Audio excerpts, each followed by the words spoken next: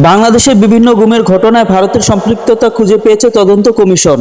দুই দেশের মধ্যে বন্দি বিনিময়ের কার্যক্রম এবং আটক ব্যক্তিদের সম্ভাব্য পরিণতি সম্পর্কে গোয়েন্দা তথ্য তুলে ধরতে গিয়ে কমিশন তাদের প্রতিবেদনে জানায়, বাংলাদেশে গুমের ঘটনায় ভারতের সম্পৃক্ততা জনসম্মুখে একটি আলোচিত বিষয় হয়ে দাঁড়িয়েছে।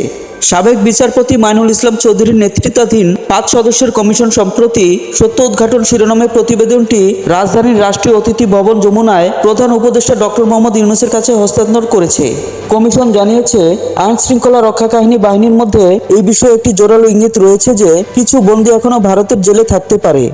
কমিশন জানায়, আমরা পররাষ্ট্র ও স্বরাষ্ট্র মন্ত্রণালয়কে অনুরোধ করছি যেন তারা ভারতে এখনও বন্দী অবস্থায় থাকতে পারে এমন যে কোনো বাংলাদেশি নাগরিককে খুঁজে বের করতে সাধ্যমতো চেষ্টা করে।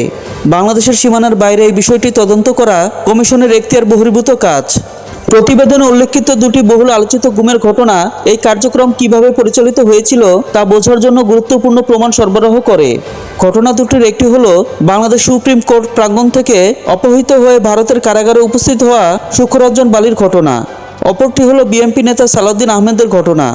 এসব ঘটনার পাশাপাশি হুম্মাম কাদের চৌধুরী জানান, তার কারাগারের বাইরে হিন্দি ভাষায় কথা বলতে শোনা যেত, যেখানে বলা হচ্ছিল, ওকে কখন ধরা হয়েছে, কোনো তথ্য দিয়েছে কি, এখনও কি জিজ্ঞাসাবাদ হয়েছে ইত্যাদি। কমিশন জানায়, বিএনপি নেতা সালাউদ্দিন আহমেদের ঘটনা বাংলাদেশ ভারত বন্দি বিনিময় ব্যবস্থার কিছু কার্যপ্রণালীর উদাহরণ হিসেবে তুলে ধরে। 2015 সালে উত্তরায় লুকিয়ে থাকা অবস্থায় আটক হওয়ার পর তিনি জানান, তাকে একটি পরিত্যক্ত সেলে আটক রাখা হয়েছিল, যেখানে মেঝেতে ছিল একটি গর্ত যা টয়লেট হিসেবে ব্যবহৃত হতো। সালাউদ্দিন আহমেদকে দেওয়া কম্বলটিতে TFI অক্ষরগুলো লেখা ছিল, যা টাস্ক ফোর্স ফর ইন্টারোগেশন ইঙ্গিত বহন করে।